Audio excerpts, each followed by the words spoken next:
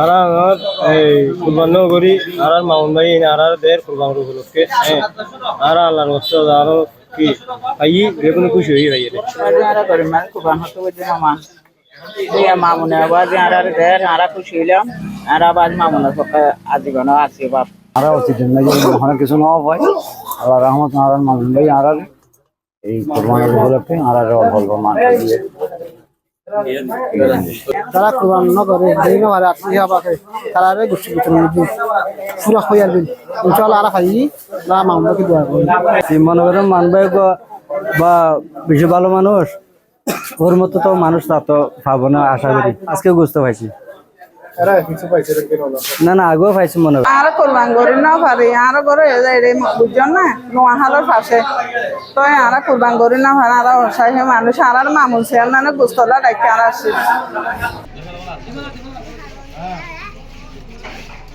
আমি কেয়ারবিলের বাসিন্দা সেই হিসেবে আমি মনে করি এই ঈদের উদযাপনটা শুধু আমি একা বুক করলে হবে না,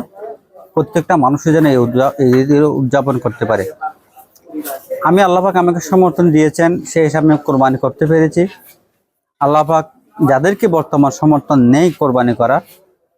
আমাদের যারা স্বাবলম্বী আছেন আমরা মনে করি আমরা তাদের পাশে দাঁড়ানো উচিত এবং তাদের ঈদটাও যেন আমাদের মতন উৎসাহ উদ্দীপনার মধ্যে দিয়ে কাটাই, সেই পরিকল্পনায় আমি চেষ্টা করেছি। কোয়েরবিলের মধ্যে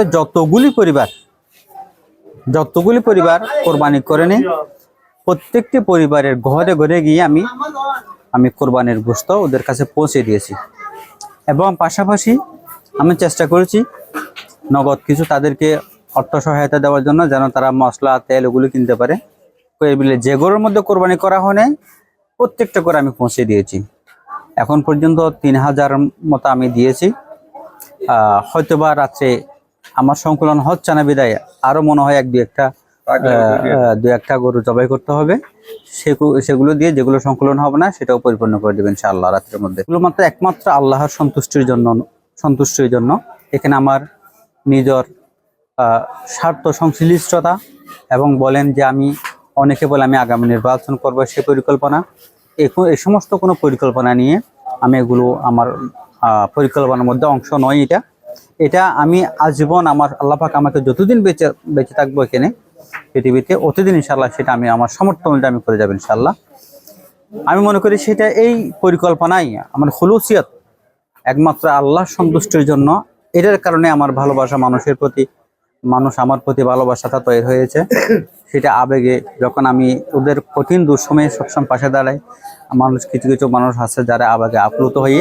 আমাকে হয়তো এটা আপনি যেভাবে চিত্রটা দেখেছেন